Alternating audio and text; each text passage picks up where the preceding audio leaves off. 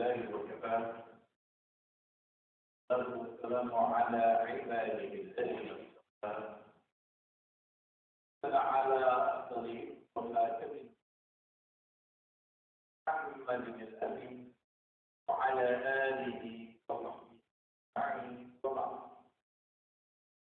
فأعوذ بالله من الشيطان الرجيم بسم الله الرحمن الرحيم ونزلنا عليك الكتاب تبيانا لكل وهدى ورحمة وبشرى للمسلمين صدق الله العظيم. We begin in Allah's blessed name. The praise Him and be glorified. God to be praised and glorified. Pray for peace and for blessing on all the global messages and on the last of them, all the blessed prophets. Our subject tonight is a very provocative one. The woman of Islam, the house of Allah. And before we explain the structure of the lecture, let us begin by recalling the words of the Prophet ﷺ, who said, "Three things will be made dear to me in this world of yours. And the ilm, perfume, and fragrance. And that fragrance should smell with this faculty of hearing. And there is another fragrance, only some the one of Hosein company, radiallahu ta'ala. He had become a Muslim in Yemen. He longed to see the Messenger of Allah. But he had a mother, an old woman, terrified, Amina. And he begged and begged for permission until she finally gave him permission. It was so that you allow him to spend only 3 days to reach Medina. He would come back. But when he reached Medina, Nabi Muhammad was not there. And he waited for 3 days and then he left, broken hearted. A few days later, the Prophet returned to Medina, but on the road coming,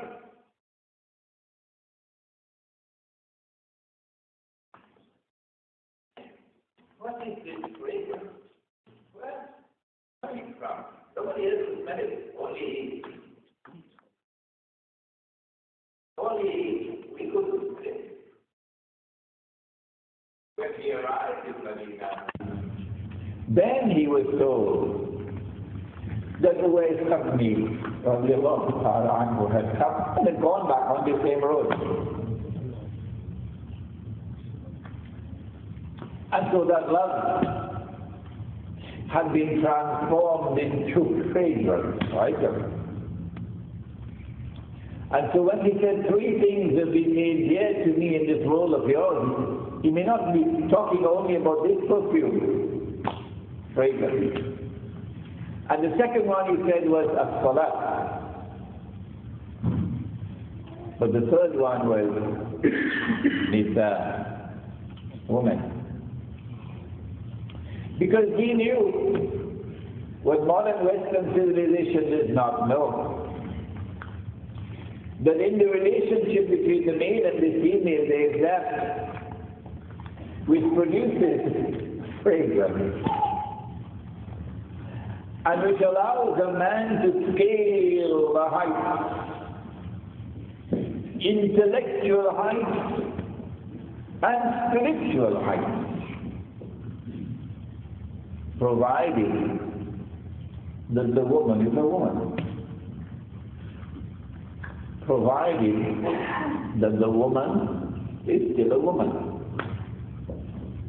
It is with this study that we want to begin our subject tonight.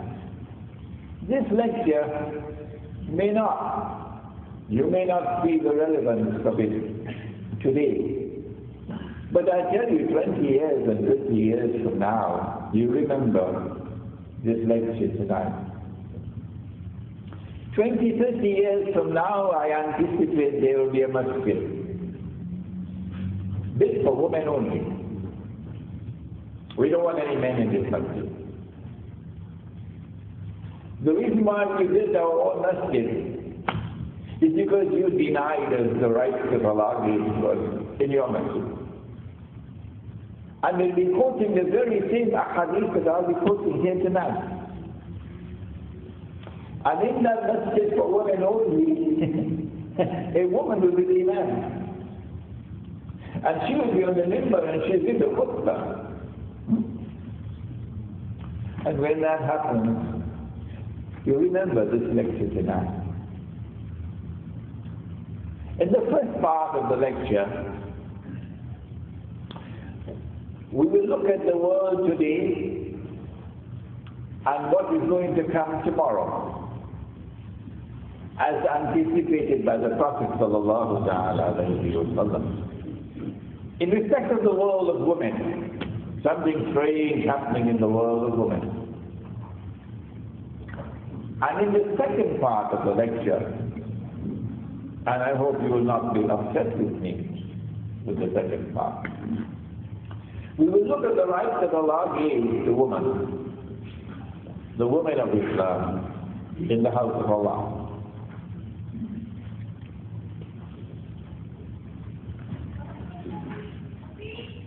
Nabi Muhammad alayhi salatu wasalam said, and you know, prophets speak with only a few words. And it takes us a long time, I tell you, to understand all that he's saying. It comes out slowly, years and years and years.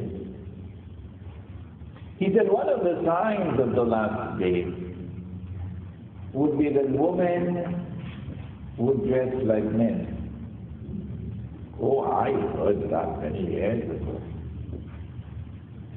But it took years for it to mature, for me to understand. Why would women dress like men? Oh, the reason why women are dressing like men is because a time will come when they will seek to assume the functional role of men in society. What is the functional role of men in society? Modern Western civilization says there is no functional role of men in society that is exclusive to men. Everything in society is open to both men and women. But not so in Islam. Allah speaks in the Quran, in Surah An-Nisa, and He says, الرجال قوامون على النساء إلى آخر الآية, ayah number 34. That Allah has appointed men to be guardians over women. Today's modern woman rejects that. I don't want any guardian. A guardian is one who is responsible for the maintenance of the woman. Oh, I don't want anybody to maintain me. I want to be economically independent. But this is what Allah has said. Don't be angry with me. I'm just telling you what Allah has said. The one who created you from a drop of sperm. So please listen. The men shall be responsible for maintaining women. That does not mean that a woman cannot be in business. Yes, she can employ a man. He has to work for her. She's paying him a salary. I know somebody like that.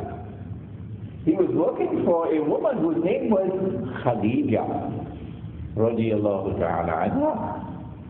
He was a man. Yeah. But men must maintain women. Meaning, to the extent that a woman needs to be maintained. But if she says, I don't need, I have enough, you don't have, I can share with you. That's permissible. And men must guard and protect women. This is the function that Allah gave to men. And so when women dress like men, the implication is that they want to overturn this functional role of men that Allah gave in the Quran. And so now the process starts for a woman to assume all the functional roles that men have in society. Who is the mastermind behind it? This is going to turn the world upside down. Nabi Muhammad said that the last people to come out of the Dajjal will be women. And a man will have to return to his home and tie down, coercively restrain his wife, sister, and daughter to protect them from Dajjal.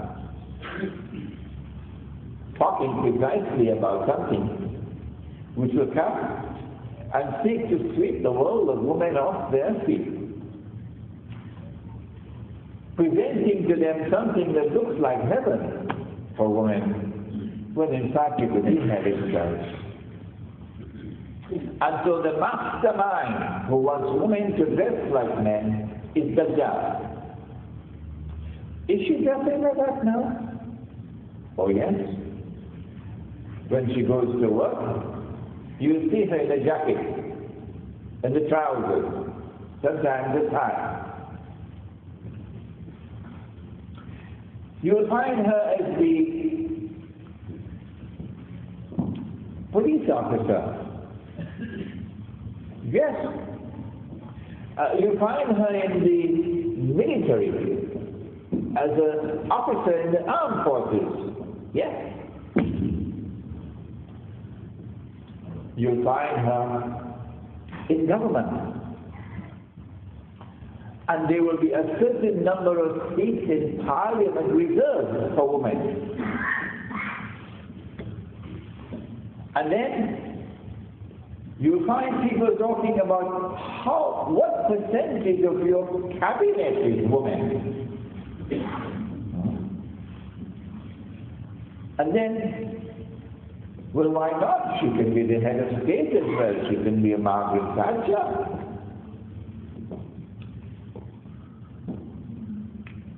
But the last place that they're going to seek to penetrate is religion, because that's God. So you'll eventually see a woman as a priest. And you'll see her as a rabbi. And I heard the term for the first time in my life. I know about pandit, but I never heard pandita. And I heard it. And so it is inevitable. It is just a matter of time. Wait and you will see it. There will be women of Dajjal who will seek to become imam and deliver the khutbah. When that time comes, and it is going to come, what those women of Dajjal would do would be to exploit every mistake that we make. Every mistake that we make will open a door for them.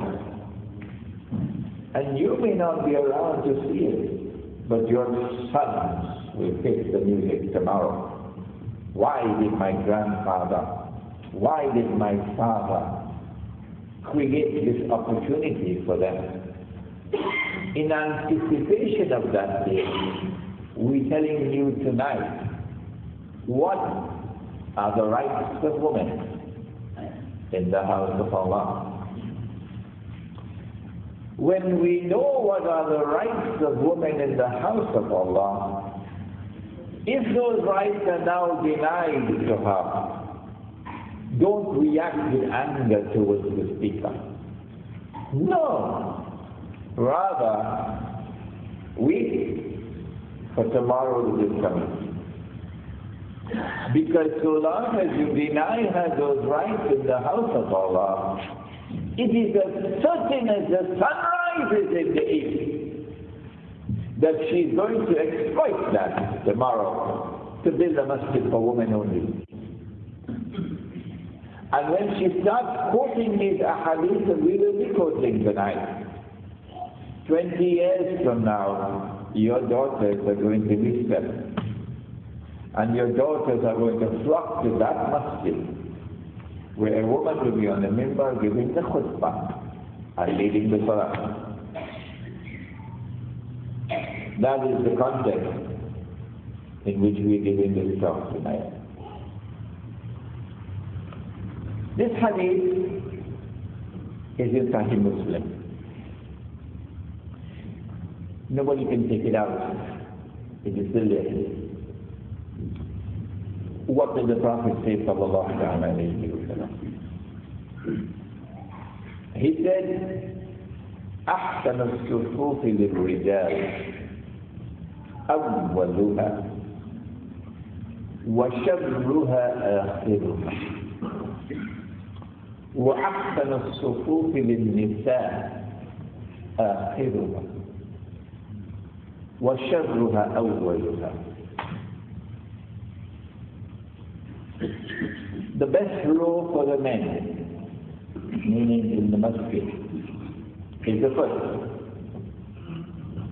And the worst, the one with the greatest potential for evil, shar means evil, is the last. And the best row for the women, meaning in the masjid, not inside their home, no, in the masjid. That's the meaning of safa. The best row for the woman is the last. And the worst, the one with the greatest shar, and shar means evil, danger, is the first. These are the words of He from whom we get the religion of Islam, who is the only authority. Allah, the only authority, Allah sent him to deliver Islam to us. What does this hadith mean? We can understand that the first row for the men is the best row, but we don't understand this one about the last row being evil.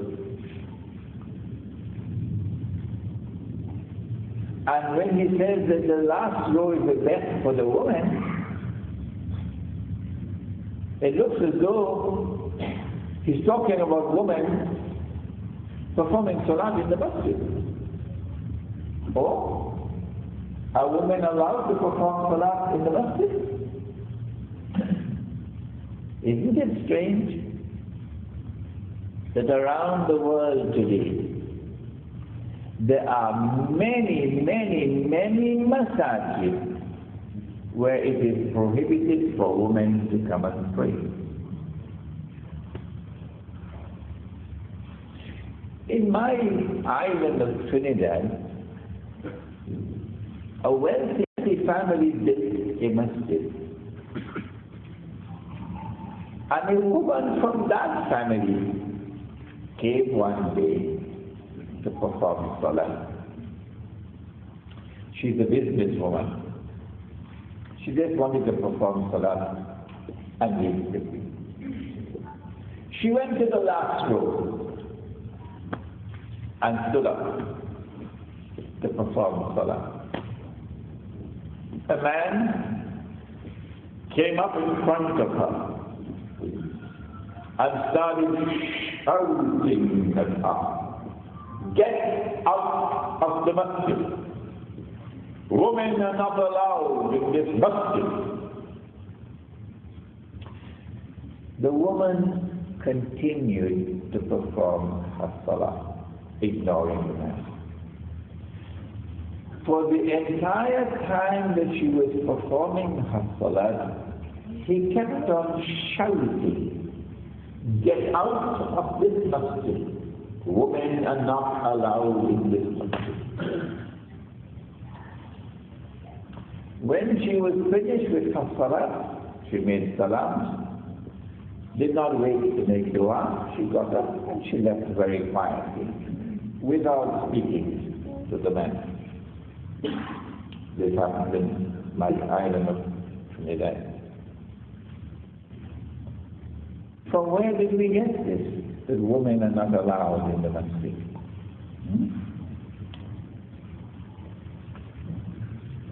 In the time of Umar radiallahu ta'ala anhu, there must have been conditions of grave insecurity.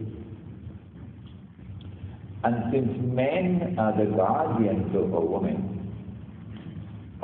cannot leave her home unless her guardian is satisfied that she is safe. And so you can prohibit your wife from coming to the masjid. Of course you can do that. But that will be because of conditions of insecurity.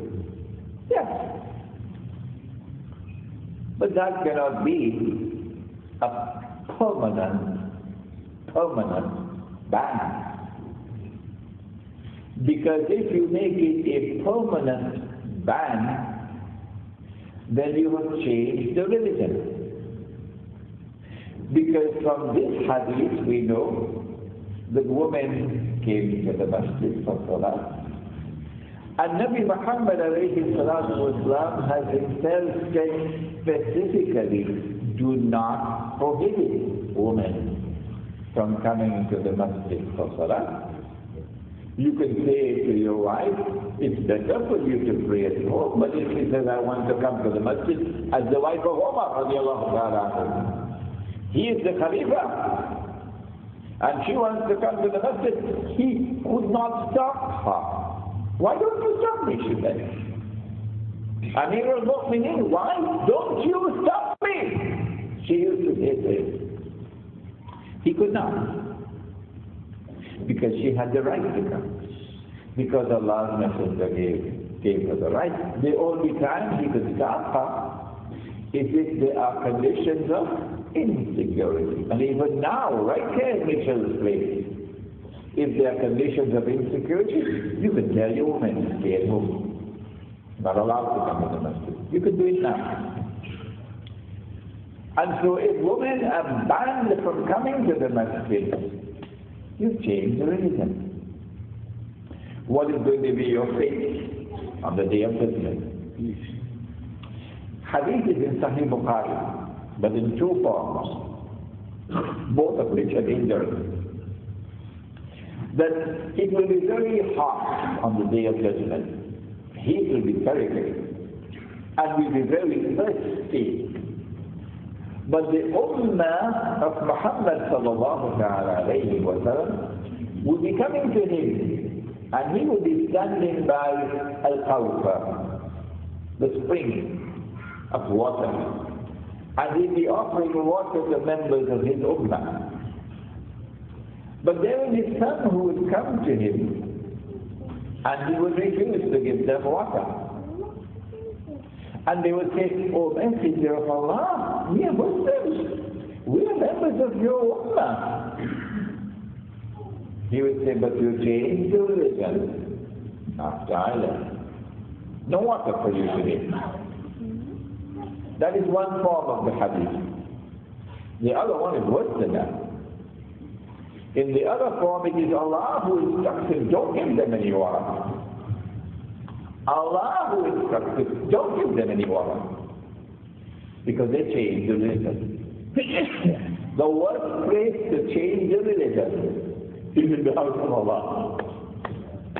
And if you prevent women from not coming to the house of Allah without a valid reason, like for example conditions of rioting and anarchy and so on, without valid conditions, you prevent women, you make it a permanent ban, you change the religion. So now, okay, if you've denied her that right, and tomorrow the masjid is built for women only, you can cry on that day. You can cry on that day. But you'll deserve what you got. Because they're going to exploit. They're going to exploit the time on women coming to the masjid on that day. But what about if we allow her to come to the masjid? Then what is this about the last row of the men being the one with the greatest evil? And the first row of the women being the one with the greatest evil. This is Sahih Muslim. Did I tell you that? Did I tell you that this hadith is in Sahih Muslim? Did I say it? I did? Well then it is Sahih. Alright? And nobody can take it out of Sahih Muslim now, too late. You have to deal with this hadith. The only way we can understand this hadith, the only way it will have any meaning, is because the women were praying behind the men. That's the only way. The women were praying behind the men. They were not praying in an annex. They were not praying in the basement. They were not praying in an upstairs gallery. They were not praying at the side. In Trinidad, I grew up, all my life I grew up with a screen in the masjid and women on one side and men on the other side. No? And as a boy I could remember, sometimes the first row of the men might have to go back one row or come forward one row. So the Imam would call out to the women to inform them so that they could be in the same row, go back or come forward. So men and women were praying in one saf with a piece of cloth in between. This is what I grew up with. If any of these things prevail, then we have in fact denied woman the right that Allah gave to her. And Nabi Muhammad has spoken of in this hadith that women must pray at the back and men at the front. So Wednesday night we had the Christian-Muslim dialogue at the University of Cape Town. The bishop, the Christian bishop, introduced me to his wife. So she put out her hand. So I said, excuse me, we don't shake hands, but we give you a nice smile. Excuse me, we don't shake hands, but I'll give you a nice smile. And she liked it. As soon as I did that, somebody else came and put all his hands for shaking hands. A Muslim. She's puzzled. And she withdrew her hand. She didn't shake hands with him. She didn't shake hands with him. So I said to the bishop, here we are. We're going to perform salat now. And you can see the sheets arranged in. And the women are going to pray at the back and the men at the front. So the wife of the bishop is querying why the woman at the back. What answer to give? What answer to give? So I said, well, if the women are at the front and the men at the back, the men would be able to concentrate. So the bishop stroked his head He says, yes, I can understand that. The men won't be able to concentrate if the woman and the man. It makes sense, isn't it? So by putting the woman at the back, Allah subhanahu wa ta'ala is not giving to the woman an inferior position. No. She can perform her salah with men in front of her. And she can concentrate. But we cannot perform our salah with women in front of her. We won't be able to concentrate.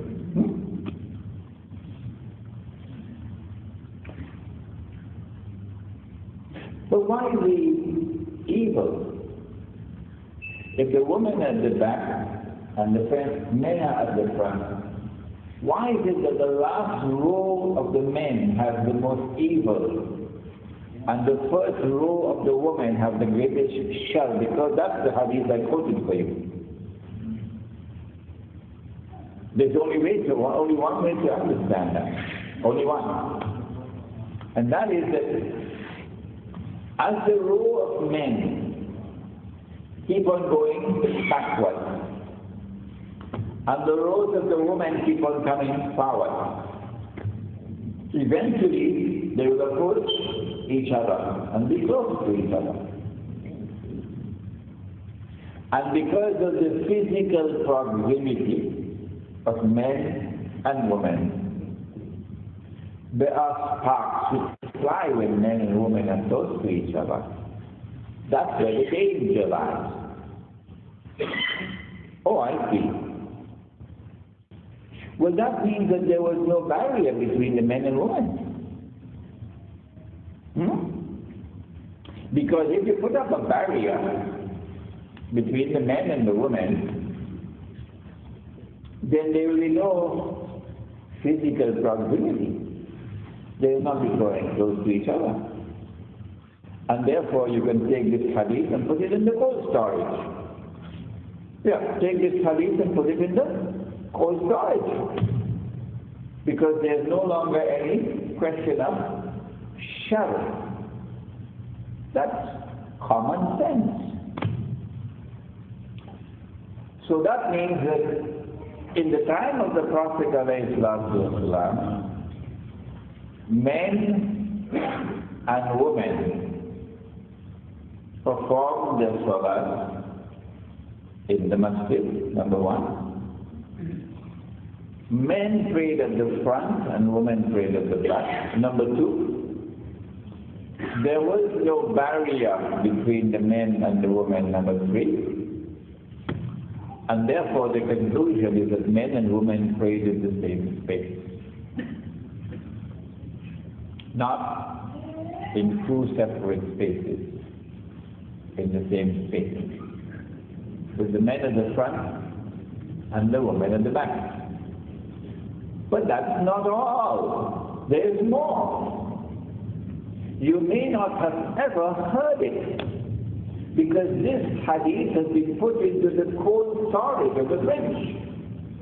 It's no longer relevant today. What is it? He said, when you go down in Sajda, the woman must remain in Sajda longer than the men. You never heard it, did you? Never heard it. It's there. Some of you are shaking your head. When you go down in Sajda, in Salat in the Masjid, the woman must remain in Sajda longer than the men. Because a man may not have enough cloth to cover his private parts. I was teaching this subject to the woman, so when I came to this part, I just said, may not have enough cloth to cover himself, but because you're men in front of me, I can give you the hadith as it is. A man may not have enough cloth to cover his private parts. And when he goes down in Sajda, if the woman raises her head too quickly, then this sight would be there before her, which is inappropriate. And so he commanded the woman to remain in sajda longer than the men. Do not raise your head at the same time that the men are raising their head. This is the religion of Islam that came from Nabi Muhammad alayhi salatu wasalam. And the religion of Islam comes from him. There is only one way that we can understand this hadith. And that is that when women prayed at the back of men, if a woman raised her head too quickly, that there be no barrier between her and the men. None. And therefore she can see that the man is not fully covered. So she's praying with both her ears and her eyes. If you put a barrier between the men and the women, or if you put the woman in the basement, or in an annex, or in an upstairs gallery, tell me why should she remain in this along with the men? Give me one good reason why we should take that hadith out of the cold storage where we put it now, having changed the religion. Do you see the storm that is coming 20, 30 years from now?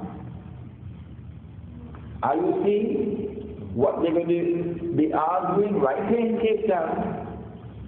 You might be in your grave sleeping, so you wouldn't witness that storm, that evil storm that will sweep away Cape Town. But your son will be there. And what you're doing is digging a grave for your own children tomorrow. Whether the woman will be quoting these ahadith that I'm now quoting. And the women are going to be saying, you deny that our rights in the house of Allah. And so what could we do? We're going to build our own masjid for women. And a woman will be on the minbar, and she'll give the khutbah. She'll lead the salat. You can't stop her. Because you open the door for Dajjal to exploit this opportunity. I used to conduct the Salat in the United Nations headquarters in Manhattan for 10 years, Salatul Jummah. And the Secretary General of the UN gave us the biggest hall in the whole building. The hall could accommodate about 600 people. But the only entrance to the hall was from the front where the Imam stands in Salat. We had the back rows for the women and the front for the men. And there used to be maybe about 2 rows of women. But the place used to be packed every Jummah. And some people who can't get inside, they have to perform their salat in the corridor. And there was no barrier between men and women. And when the Imam got up to give the khutbah, the women could see him. And when the salat was taking place, the women would be praying with both their ears and their eyes. Sometimes the Imam may recite an ayah of the Quran, which is an ayah of Sajdah. And he may not mention it before the Salat began. But the men, when they see the Imam go down, they know it's an ayah of Sajdah. So they all go down. But the woman can't see. And they're puzzled what kind of strange thing going on in this salah. Something different. Because they didn't know it was a sajda of tilawah. So in the United Nations we did not have any partition. But we had a problem. This was the problem. The Prophet said, when the salat is over, you must remain sitting. let the woman leave. Even if you have several entrances to the masjid, let the men keep sitting so the woman can leave. Have you ever heard that in your lifetime in Cape Town? Any imam in Cape Town telling the man keep sitting, let the woman leave first? Never heard of that. Alright, well this is Islam. The problem of the United Nations is that the women who are at the back and there's only one entrance. So the woman has to wait until all the men left and then the woman will leave. Alright. There is a very famous event which occurred in our history. Umar radiallahu ta'ala anhu is not a man you want to tangle with. Oh no. With Abu Bakr Siddiq radiallahu ta'ala anhu, you could take the chance. He's a very soft and gentle person. Even with Nabi Muhammad alayhi salam. One day, the Prophet ﷺ was sitting with the women, teaching them. And Umar radiallahu ta'ala anhu came and knocked. Who is it? Umar! The one and all press. The woman picked up the disciple and ran, hiding behind him. And he came in, and he saw what happened. And he was angry with them. You fear me? You don't fear him? They said, he's nice with us. Nabi Muhammad, he's nice with us. He's comfortable with us. Where are you? So even the men are also scared of Umar radiallahu ta'ala. Not only the men, the Prophet said about Umar radiallahu ta'ala, إذا سلك فجا سلك الشيطان فجا آخر. When one takes one road, Shaitan takes another road. When Umar takes one road, Shaitan takes another road. إذا سلك فجا سلك الشيطان فجا آخر. So, you don't have road with Umar. Umar radiallahu ta'ala anhu is Khalifa, Amir al-Mu'minin. And he's disturbed because the nahar, the dowry given to a woman at the time of marriage, is increasing too high. And he decided, I have to put a cap on it, put a limit. So he got up on the minbar, and he gave a khutbah on the subject, and he said, oh people, I'm giving you this order, that from now on, 400 dirham, plural of dirham is darahim. 400 darahim is now the limit. No one will give a dowry bigger than this. Then he got down from the minbar to conduct the salah.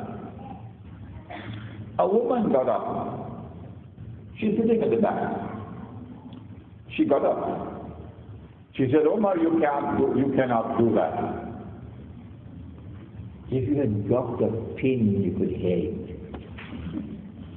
No man would dare to say such a thing. A woman gets up and challenges Omar? Radiallahu ta'ala anhu. This is trouble. He turned around, he looked at her. He didn't say, woman, what are you doing in the house of Allah? He didn't say, woman, what are you doing at the back of the men? He didn't say, woman, how come you're talking in the house of Allah? He asked her, why not? So she had the right to be in the house of Allah. She had the right to be at the back of the men with no parda, no barrier, no screen, nothing. She had the right to even get up and speak in the house of Allah once the khutbah had ended. So he asked her, why not? And then she quoted the verse of the Quran, in which Allah says, when you divorce woman, even if you give her a qintar, as dowry, and qintar is about 1,200 dinars, far in excess of 400 dirhams. Even if you give her a qintar, don't take it back. So Allah is saying in the Quran, it is permissible to give a qintar, and you are saying you're not allowed to do it. So Umar stroked his beard. In those days, men used to wear beards. He stroked his beard. And he said, everybody has more knowledge than Umar. He said, everybody has more knowledge than Umar. So he was going this way to lead the salah. He turned around, went back up the minbar. Oh people, I just gave that order, I now cancel it.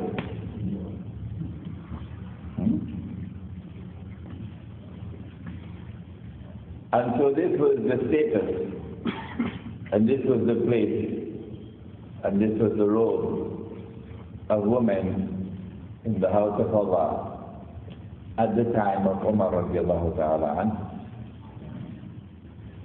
It is reported, as I said to you earlier, that subsequently conditions of grave insecurity emerged.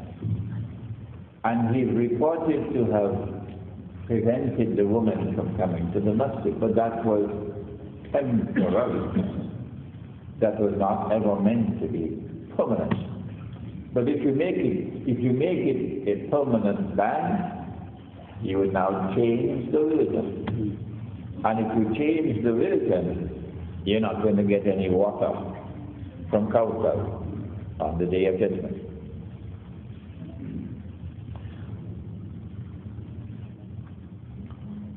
What is the price that women will pay if they follow in this guided leadership tomorrow? A woman coming to them and telling our daughters tomorrow, look at what the men have done, and quoting all the hadiths that we quoted here. They've denied our rights. These men, they've put us out of the masjid. They've put us to pray in a basement. They put us in an annex. They put us in an upstairs gallery. And when they allow us to pray on the same floor with them, they put a barrier. This is a denial of our rights. And so now let us take action, affirmative action. And what we want to do is go and build our own masjid.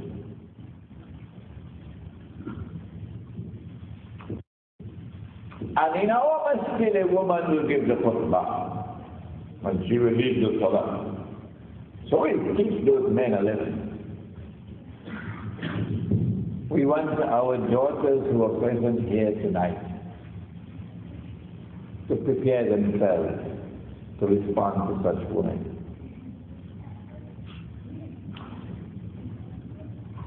Tell them that when Allah created the male and the female, He created them the way He created the night and the day.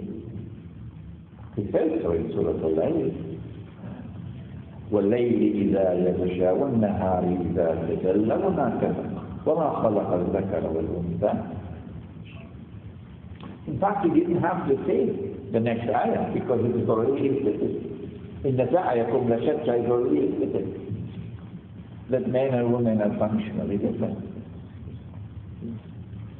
And then Allah subhanahu wa ta'ala describes the day and He describes the night. And therefore the male and the female. He said, وَجَعَلْنَا اللَّيْلَ لِبَاسًا وَجَعَلْنَا النَّهَارَ مَعَاشًا. That the day is meant to work, and therefore to maintain the woman and children. But about the night, he says, وَجَعَلْنَا اللَّيْلَ لِبَاسًا. That the night is a covering. And so long as a woman is covered, and if she is covered, she is secluded. She's not in the gaze of the public. As long as a woman is libas, she will remain a woman. And when the Prophet ﷺ said, 3 things have been made dear to me in this world of yours, and he spoke about woman and salat. The link between woman and salat is the link between woman and spiritual growth, because salat is the vehicle of spiritual growth. As-salat mi'raj al-mu'min. Nothing in the world can match a woman. Nothing in the world. Insofar as male spiritual growth is concerned, insofar as male intellectual growth is concerned, she is the key. And this is why all through history, men have always been in plural marriages, always. For the first time in history, with this strange and mysterious civilization that has come from the Jewish-Christian alliance, for the first time in history, we are told a man must have only one wife. When a man is involved in plural marriages, then the multiplicity of wives increases his vitality, increases his versatility, increases his capacity to demonstrate courage of the battlefield. That's what woman does to a man. But the only way she can act as a key to unleash, listen to my words carefully, the only way a woman can act as a key to unleash new worlds of energy in a man, new worlds of vitality, new worlds of versatility, new capacity for intellectual growth, new capacity for spiritual growth, is if she's a woman. As she begins to put her assets on display, he said that women will dress like men, but he also said that women will be dressed to forget the naked. As she puts her assets on display in public, she loses her femininity, she loses her fertility, but she also loses her sexuality. There are parts of this subject it is better that I deal with it in writing rather than in a public lecture, but it is vitally important. Should we understand what Dajjal is doing? He's giving to her a road which looks like the road to progress. But at the end of the day, she's no longer a woman. She can no longer function, even sexually. She can no longer function as that magic touch that brings the man to life, because she's moving in the direction of fragility, losing her sexuality. And so as a woman moves in that direction to take over from men, the armed forces, the police service, the judiciary, and then finally the member, Our daughters must say to her, you are destroying yourself as a woman. We're not going to follow you. We're going to follow Muhammad sallallahu alayhi wa sallam. This lecture is a shorter one than the one you've normally been accustomed to. But that does not mean it is any less important. We pray that Allah subhanahu wa ta'ala may so guide us that we may start to take corrective action.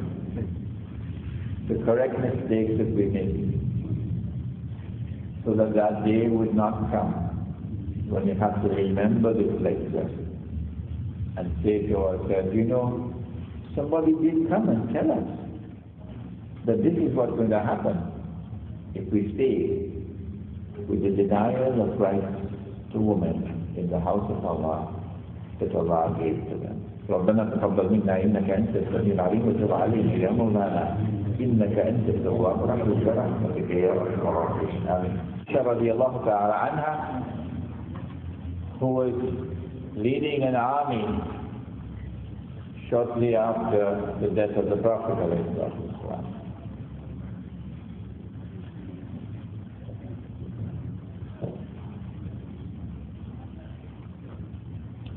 The world of Sunni Islam is already agreed upon.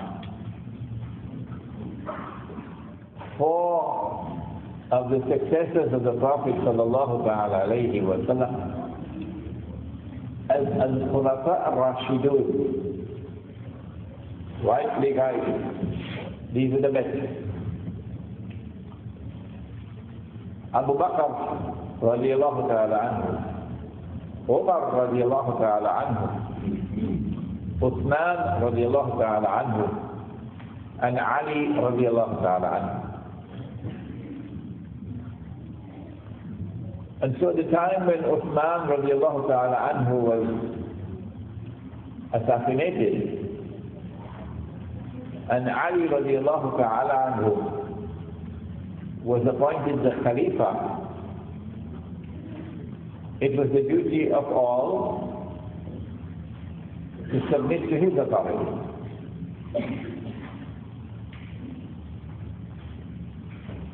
And anyone who raised the standard of revolt against him would not be in the right, it would be in the wrong. And so we cannot declare of the decision of our mother Aisha radiallahu ta'ala anha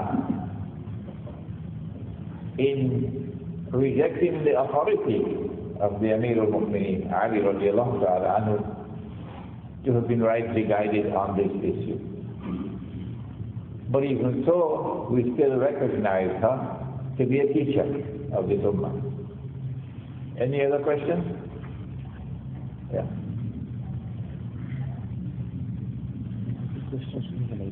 Okay.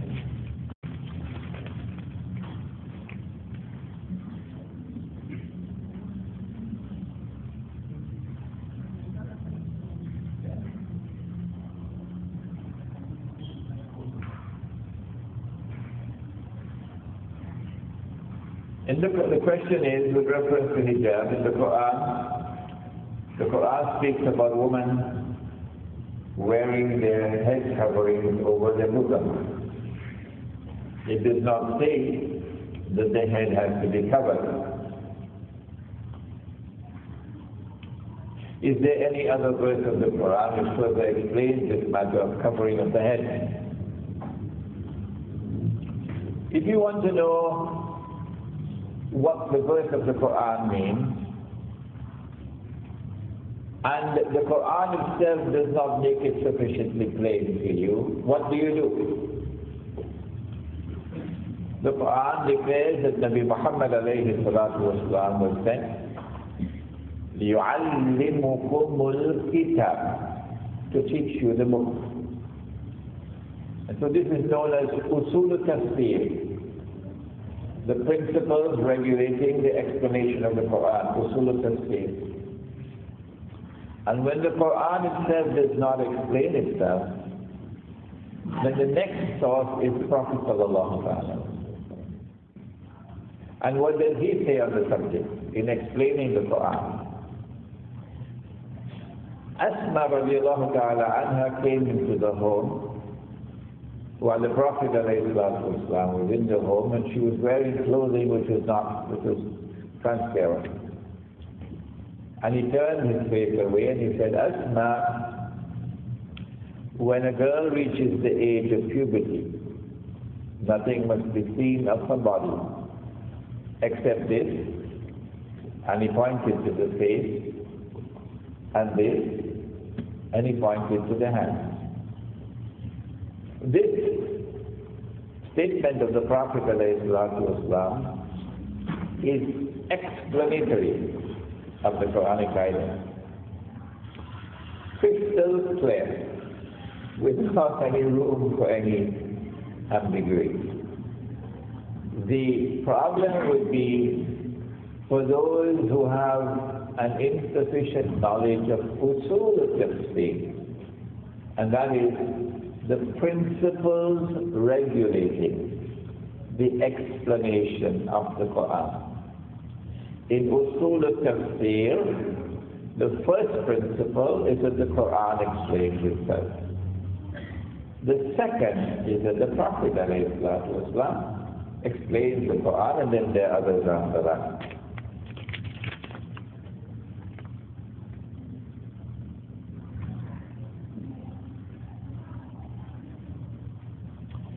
During the Khilafat of Umar radiallahu ta'ala anhu, I think the women during one period were not allowed to make the tawaf around the Kaaba. Could you please shed some light on the reason why? I have no knowledge of this subject at all.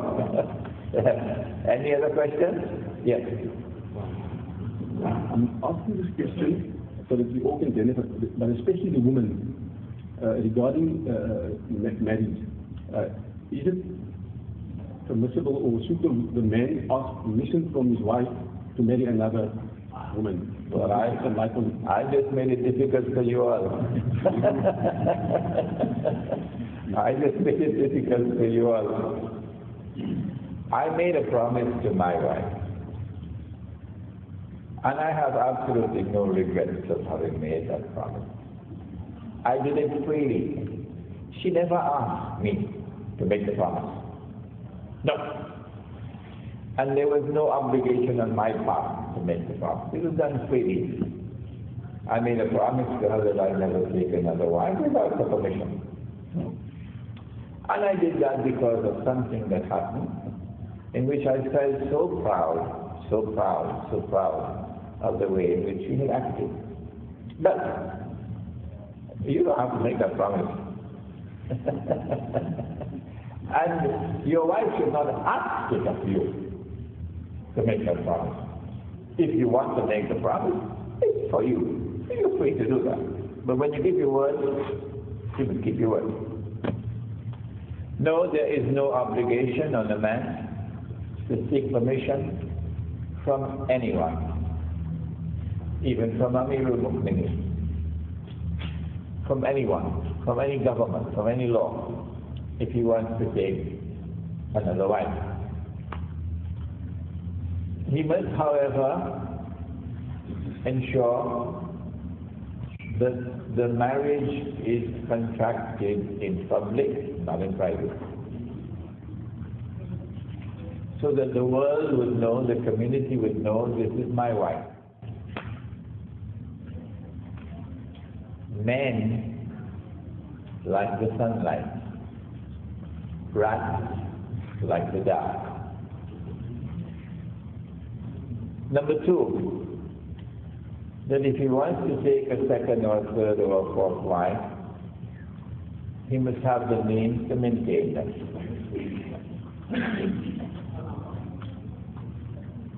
Number three, that when he takes a second or third or a fourth wife, he must strive to the best of his ability to establish equity in his relations with his wife. Do not give to one wife and don't give to the other.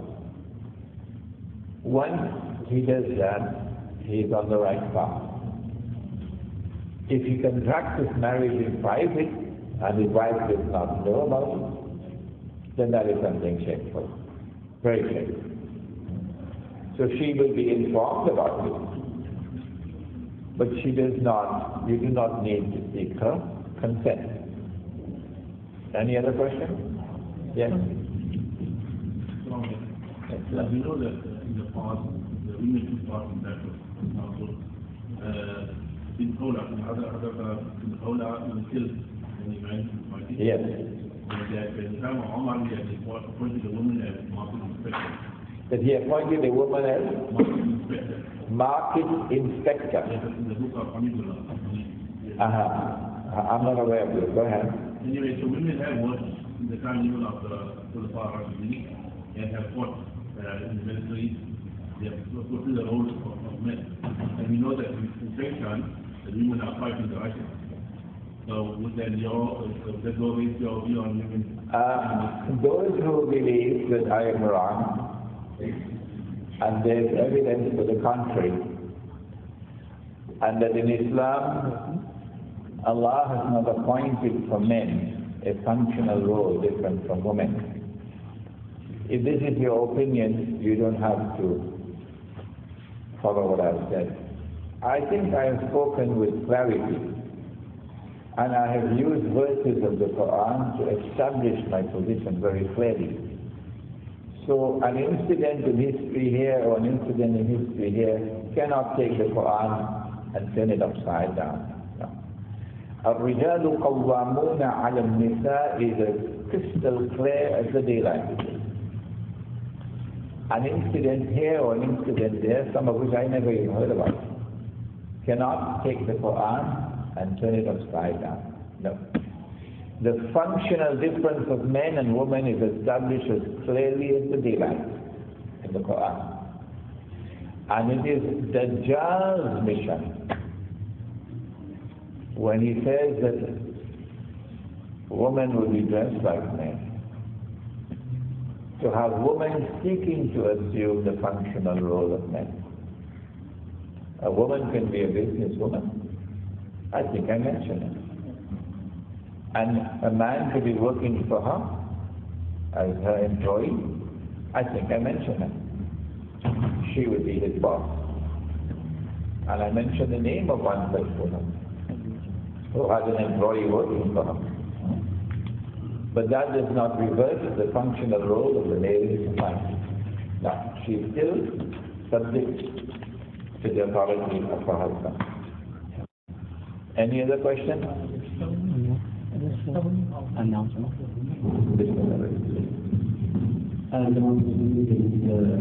Covering on the 1471 on the member of the education.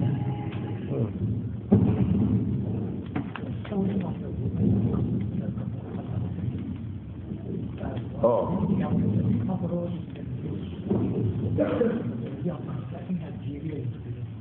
Okay. The question pertains to the punishment in Islam for zina. What is the punishment in Islam for zina? That is a subject which is a little bit removed from our topic for tonight, which is the woman of Islam in the house of Allah. So let us try to first address this subject. Regarding the hadith, it says that when women are ruled, then it is vulnerable. Is that right? There is one hadith about the rule of a woman. لا يفلح قوما وأمرته امرأة ولو أمرته امرأة. That society would not prosper in which there is a rule of a woman. I have written an essay on this subject.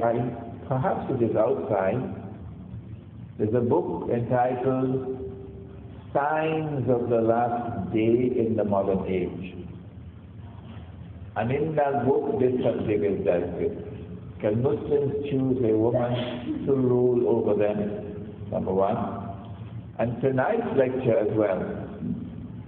The women of Islam in the house of Allah, that subject is also written out as an essay in that book.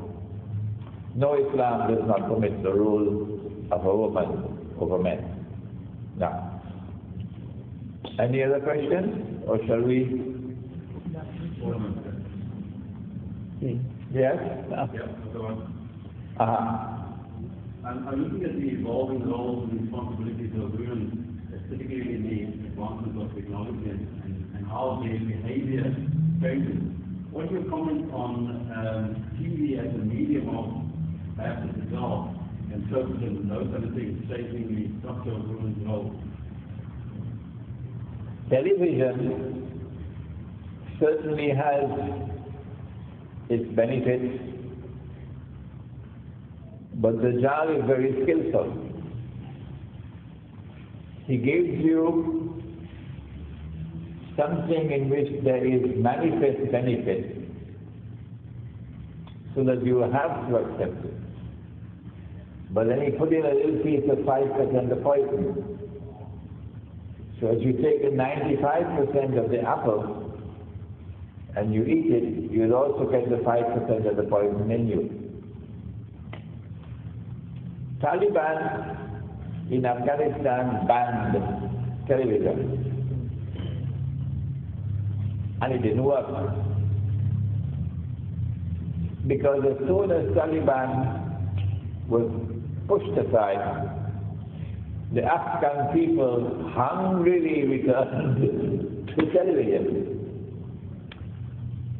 So it appears to me, and of course, only Allah does not make mistakes, that the better way to deal with the problem would be to effect some control over television so that we can benefit from it when it is beneficial and be protected from it when it is harmful. How to do that? I think the worst way would be to establish a censorship. And the best way would be self-censorship. So if we are blessed, inshallah, to establish the Muslim village, we will ban television from the home. No televisions in the home. But in the same way like you have what is known as the internet cafe. So the village would have a common room where there are television sets, and those who would like to come and watch television can come in the common room. But whatever you are seeing, others will be seeing. And when you see something on the television set about which you even have doubt in your heart that this is haram, you will yourself go and change the channel rather than have someone come to you and tell you this is haram. So in this way we will not be accused in the village of imposing a censorship, but rather the people themselves will be self-censoring themselves. About the role of women in society, so long as a woman has the permission of her husband to work outside the home, so long as she is in hijab, so long as the work that she is doing is not haram, so long as she conducts herself in public in a manner which conforms with the norms of conduct of Islam, and so long as the prohibited space between a man and a woman is not violated, then she commits no sin. However, you do not go outside to work and have a slave in the home to take care of the home. You know, the black woman the black woman, the African woman, and she's paid the salary of a dog. It is, of course, the salary of a dog if your daughter will not work for it. And no woman in your social circle will work for that salary. None. You know it. If your daughter will not work for that salary, and if no woman in your social circle will work for that salary, then that's the salary of a dog. You're oppressing her. You're oppressing her. Instead of oppressing her, I have said marry her. If you marry her, and you have children with her, and then you use her family, which now becomes your family, you use your family to reach out to help the poor women of her community. Remember the Prophet said, alayhi salatu wasalam, that one man would have to maintain how many women? Huh? Come on, say it a little louder now. Yes, one man would have to maintain 50 women. He's talking about these women. The ones who are exploited, the ones who are oppressed. In Singapore, our daughters from Indonesia have to serve those who are hostile to Islam, the ruling tribe. They have to cook pork. Yeah. They have to serve pork. Yeah. Sometimes they have to eat pork. Yeah. They have to work full time, no holidays. None. Some of them even have to work with their wombs, which is why many of them commit suicide by throwing themselves off the high-rise buildings. And at the end of the month, they're paid the salary of a dog. So marry her. And if you marry her, and you use her family as a means for which you reach out to the poor, to help them, the women, in particular the women, then tomorrow when the bloodbath comes to this country, it will come. It's coming. Because the Prophet said, sallallahu alayhi wa sallam, he said, if you have land, hold on to your land. He's talking about this age. If you have animals, hold on to your animals. And then a man asked, O Messenger of Allah, what about if I have no land and no animals? In this country will say, O Messenger of Allah, they took away my land. And they never gave it back. Nelson Mandela's constitution is a different matter. I never got back my land. They still have it. O Messenger of Allah, what about if you have no land and no animals, what do you do? He said, sharpen your sword.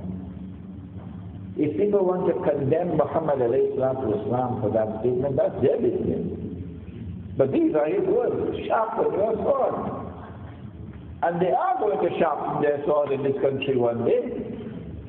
And when they do sharpen their swords in this country one day, then the enemies of Islam are going to bring all the money they have to pay mercenaries to go and attack the Muslims. Isn't it? What do? You remain sitting ducks at that time, as you were in Sri Lanka. If you sit down and do nothing, you'll be wiped out. If you sit down and do nothing. But if you follow this advice, then the poor of this country would say, welcome to Islam. We now have Islam in this country. Look what Islam is doing. The government can't do it. And the poor will then protect you and save you. So she can work, but on the condition that she does not have a slave in the house, pay the salary of her dog, to take care of the home while she's at work. Any more questions? Doesn't that apply to all colonized countries? All foreigners in this country? All colonized countries. Their land was taken away. If a colonizer decolonizes, and having decolonized, the indigenous people of the country are embraced. And eventually there is no distinction between the two. We all now constitute one fraternity. And nobody can recognize who was colonizer and who was colonized. Then the problem is resolved. But when you have decolonization, and the land still remains with the colonizer, and the indigenous people remain without land, miserably poor, and that situation persists like that, then you have a recipe for disaster. Yeah.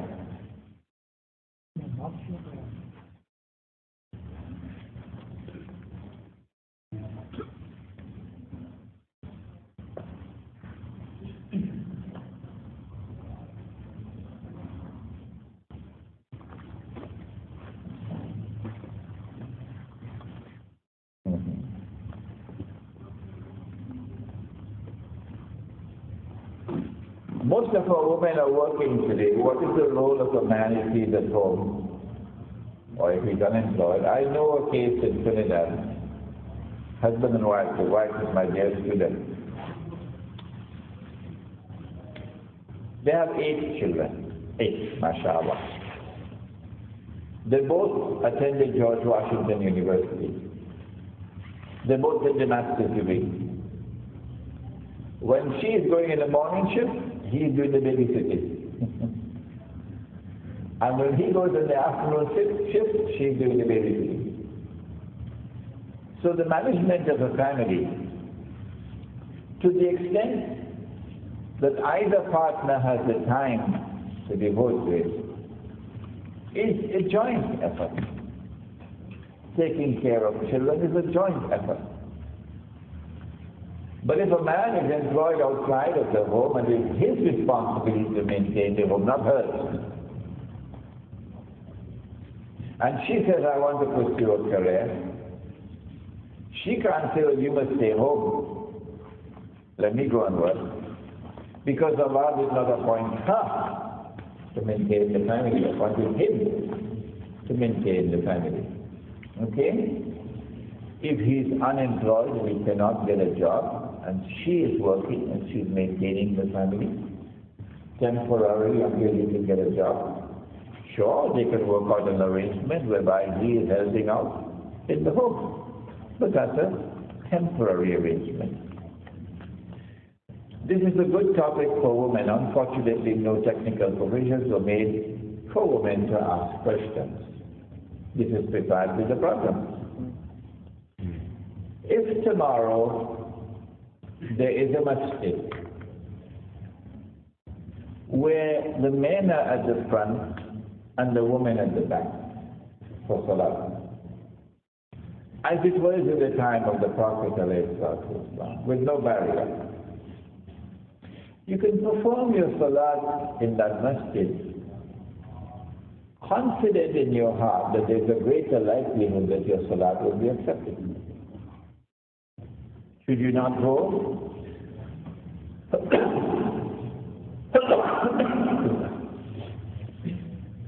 Should you not go to perform your salat in a place where the likelihood is greater that your salat will be accepted?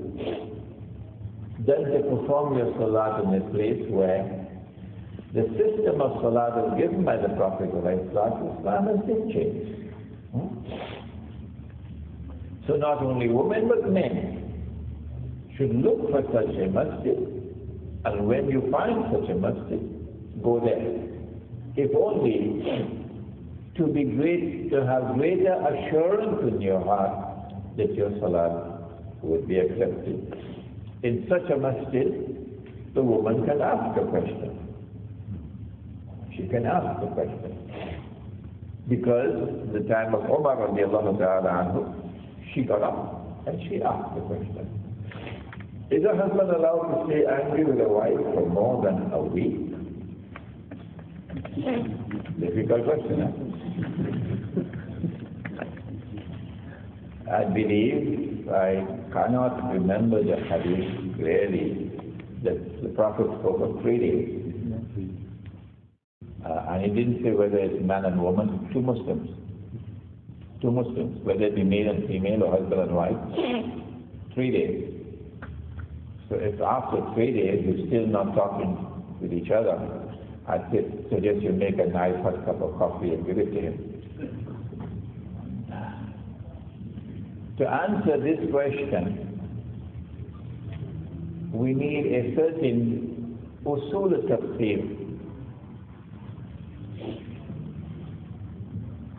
that the Quran is the supreme authority in Islam.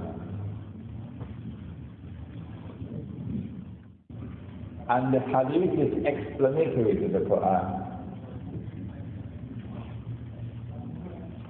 But if there's even the appearance of a conflict between the Quran and the hadith, it is with the Quran we must remain. If there's even appearance of a conflict between the Quran and the hadith, it is with the Quran that we must remain. Unfortunately, this usul al-tafsir, this principle, is the problem. Because this is not sufficiently accepted. That in a conflict between the Quran and the hadith, or the appearance of a conflict between the Quran and the hadith, we stay with the Quran until the conflict is resolved, if it can be resolved. Secondly,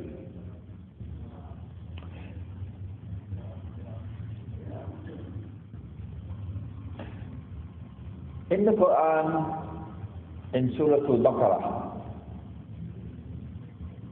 Allah subhanahu wa ta'ala says in ayah number 106, بعد أعوذ بالله من الشيطان الرجيم ما ننسخ من آية أو ننسها نأتي بخير منها أو مثلها. We do not cancel, we do not abrogate any ayah or cause it to be forgotten, but that we replace it by that which is better or similar. Could he have been talking about verses of the Quran? That he could cause a verse of the Quran to be forgotten? Is it possible? That Allah could be talking about verses of the Quran, that he can cause verses of the Quran to be cancelled, revising it, editing it. This is first draft, this is second draft of the Quran. Or that he could cause some verses of the Quran to be forgotten, or forgotten. There is nothing in the ahadith of the Prophet ﷺ to support such a conclusion, that Allah Ta'ala caused some verses of the Quran to be cancelled and replaced with others, or some verses to be forgotten in the Torah, and establishes a new Qibla. When he did this cancellation, it was done completely, not part-time. That you can have the new Qibla sometime, but sometimes you go back to the old Qibla. No. When Allah cancels, He cancels complete, replaces it complete. Second example, He canceled the old law of fasting. The old law of fasting in the Torah was from sunset to sunset. No food, no drink, no sexual relations. He cancelled that and he replaced it with a new law in the Quran. And the new law is you'll fast for the month of Ramadan, you'll fast from dawn to sunset. During the night you can eat, during the night you can drink. أُحِلَّ لَكُمْ لَيْلَةَ الصِّيَامِ الرَّفَثُ إِلَى نِسَائِكُمْ. You can go to your wife. When Allah cancelled the old law, He did not do it part-time. He did not say that the new law will operate for a certain measure, but the old law is still valid for a certain measure. No, He did it completely. Now we come to the law of punishment for zina. The old law in the Torah was stoning to death. And Nabi Muhammad alayhi salatu wasalam enforced that law, and people were stoned to death. Why did He do it? How did this happen? I'll take another 10 minutes to tell you that story. I don't have the time. Some of you may have heard me talk about it. But the important thing is that when He enforced the law of stoning to death, He did so on the basis of the law which was in the Torah. And then came down a law in the Quran, which abrogated or cancelled the old law and replaced it with a new law, which is now a public flogging. The problem we face is that there are ahadith in Sahih Bukhari which declare that no, the abrogation or cancelling was not 100%. It was only 50%. And that is that if you are unmarried, the new law will apply. But if you are married, the old law will apply. These ahadith are in conflict with the Quran. What do you do when there's a conflict between ahadith and the Quran? The answer is that you stay with the Quran.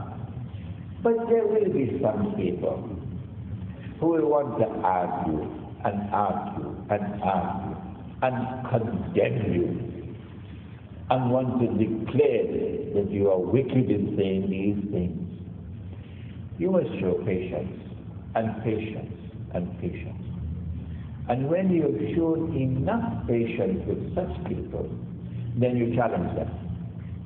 Okay, if you are rightly guided and I am misguided on this issue, you bring your wives and bring your children, and I'll bring my wives and I'll bring my children, and let us invite the curse of Allah on whoever is wrong. Come on. Come on. If you are so certain that your position is correct, come on and take a challenge. Don't do this. Don't do this with your brothers. No, try to say it again. Show patience and patience and patience. And you only resort to this when there is no other option.